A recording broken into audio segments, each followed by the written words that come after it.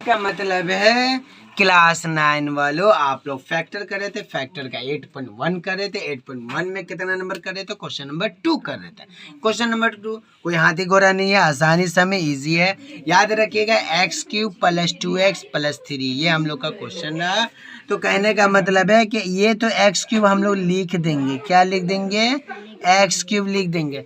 लेकिन अच्छी तरीके से पता है कि हम लोग अपनी तरफ से क्या लेते हैं, x², एक बार प्लस में और एक बार माइनस में। तो कहने का मतलब है कि हम बताए थे +1 -1 लेंगे, अगर कट के कुछ नहीं हो रहा है, हट जा रहा है तो इसका कोई वैल्यू नहीं है। 1 -1 लेने में प्रॉब्लम है, अगर +1 साथ में लेंगे तो ये तो कट गया, तो बात तो खत्म हो गया।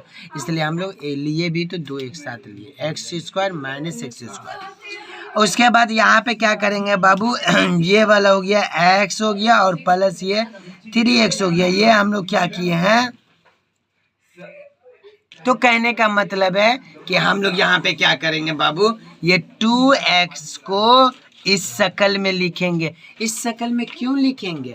खदीजा पूछ रही इस शकल में क्यों लिखेंगे? इस शकल में इसलिए लिखेंगे कि हम लोग का फैक्टर आराम से हो जाए। थी देखिए ये 2x है, तो 3x में से 1x जाएगा तो 2x बचेगा। अरे बाबा 3x में से 1x माइनस करिएगा तो 2x आएगा।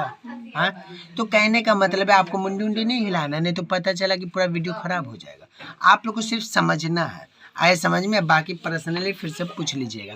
तो कहने का मतलब है कि ये +3 आ गया, ठीक है, आए समझ में। यहाँ पे देखिएगा, कहने का मतलब है कि कॉमन बोल के कुछ होता है, ठीक है। तो ये जो कॉमन बोल के होता है, तो इसमें और इसमें कॉमन कहाँ जाएगा? तो हमेशा देखिएगा सबसे नंबर कौन सा है, 2 है या 3 है?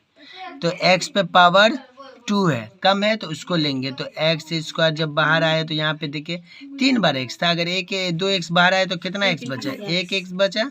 और ई प्लस देके ये 2x² पे था 2, ये बाहर आ गया तो यहाँ पे क्या बचा? 1।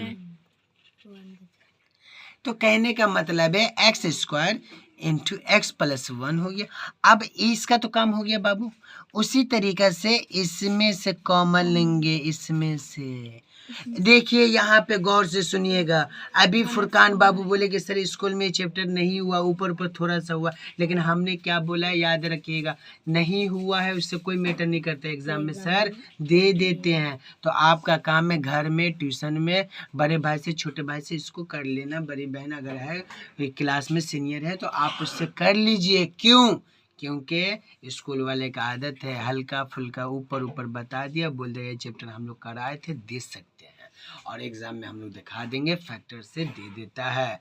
तो मेरे कहने का मतलब ध्यान से देखिएगा, यहाँ पे क्या है, ये दोनों में कॉमन लेंगे, ये दोनों में कॉमन लेंगे ना, तो इसमें देखिए 1x यहाँ 2x है, तो सबसे मिनिमम कितना है? 1x है। तो 1x अगर कॉमन लेंगे हम लोग, बाहर लेंगे तो अंदर क्या बचेगा? तो देखिए ex जो स्क्वायर है, इसमें से एक बाहर आया तो एक बचा x, और ई माइनस माइनस क्या होगा? प्लसवा होगा, और ex बाहर आ गया तो यहाँ पे कुछ नहीं बचा तो क्या बचा? 1 बचा, ठीक है। अब कहने का मतलब ये वाला स्टेप हो गया है, ये वाला स्टेप हो गया है, अब ये वाला बचा है। इसमें से भी कॉमन लेंगे, क्या जाएगा कॉमन? 3 जाएगा। x यहाँ से क्या बचेगा? 3 बाहर आ गया तो x बचा, प्लस यहाँ का ये 3 आ गया तो यहाँ पे क्या बचेगा? 1। याद रखिएगा फैक्टर की जुबान में बोला जाता है कि अगर आपका ये सेम ना हो तो यहाँ से यहाँ तक सम गलत होगा। जब भी सम बनाइएगा तो कॉमन लेने के टाइम में ये आपका मैच करना चाहिए।